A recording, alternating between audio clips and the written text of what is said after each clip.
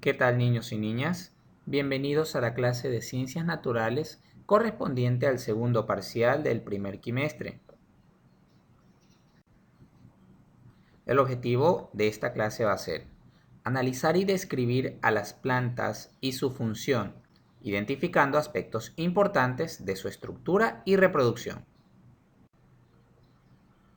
Conozcamos esta función tan importante para la planta, la cual es la función de reproducción, lo que va a hacer que la planta perpetúe su especie. Mediante esta función, las plantas originan otras semejantes a ellas. Las plantas se pueden reproducir de dos maneras, de manera sexual y también de manera asexual, es decir, con fecundación o sin ella. Y más adelante vamos a conocer cómo se da este proceso de fecundación, pero los dejo con esta imagen de una flor.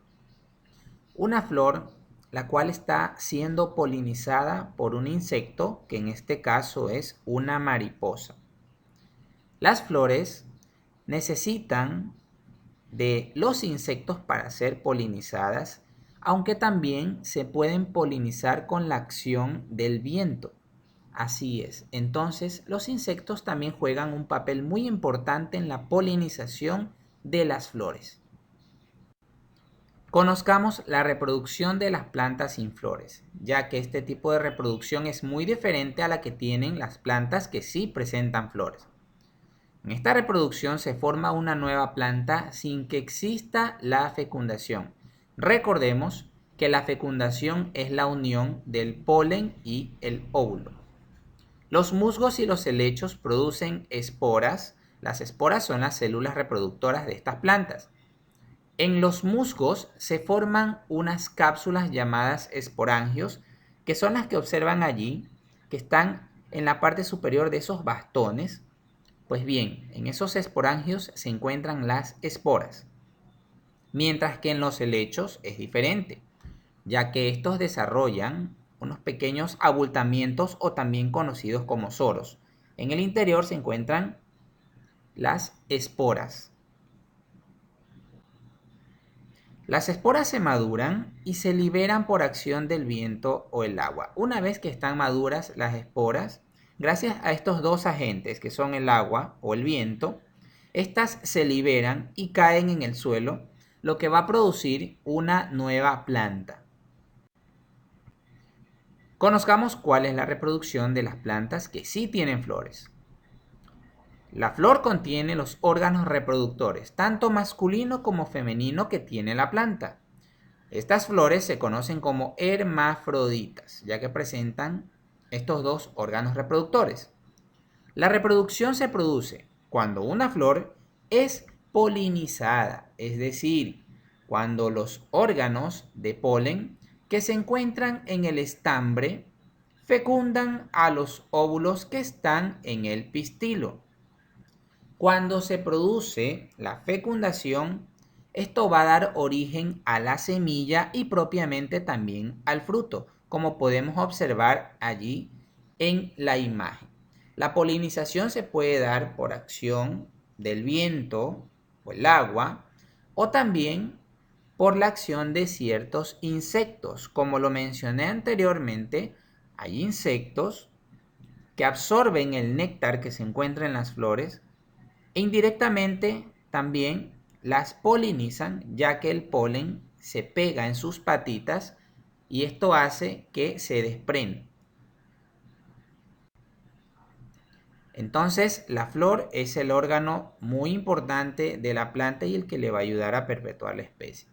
La flor tiene diversas partes. Empezando de abajo hacia arriba, tenemos el cáliz, que está conformado por esas hojas verdes que se encuentran en la parte de abajo de la flor. Luego tenemos el óvulo, que se encuentra en el interior del pistilo. El pistilo es aquel que tiene forma como de jarra o de botella, que alberga en su interior el óvulo, que es la célula reproductora que tiene la flor.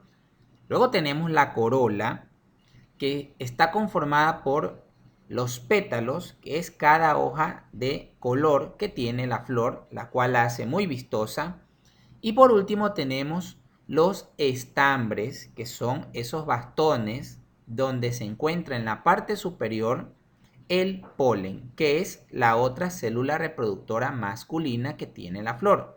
Recordemos que la flor tiene polen, que es la célula masculina, y el óvulo, la femenina. Estos dos se unen y se produce la fecundación de la flor. Conozcamos las etapas de la reproducción en las plantas con flores. En primer lugar, tenemos la polinización. ¿Y qué es la polinización? El transporte del polen a la entrada del pistilo. Así es.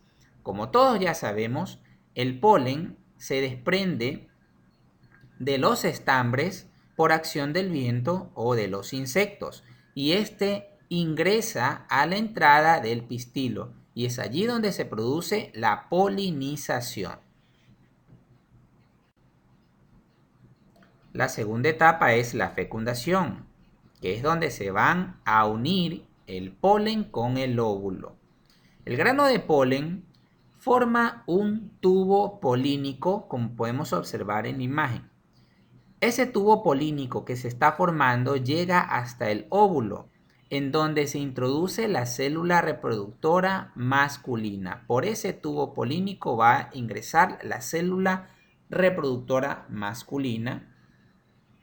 Entonces, se va a producir en el interior del pistilo la fecundación.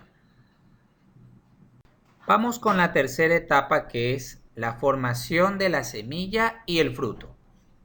A partir del óvulo fecundado, es decir, una vez que se produce la fecundación del óvulo, se va a formar la semilla y el fruto, la estructura que nutre y protege al embrión. Observemos bien la imagen. Estas son las fases de la flor del peral, que es la planta de la pera. ¿Qué sucede en la fase 1? Observen bien. Una vez que se produce la fecundación, el ovario y otras partes de la flor van madurando. Esto da origen al fruto. En esta fase, la flor va a perder todos sus pétalos y también se van a ir secando los estambres y los sépalos. La pera, en la fase 2, ya está madurando, es decir, que ya se puede ver el fruto carnoso.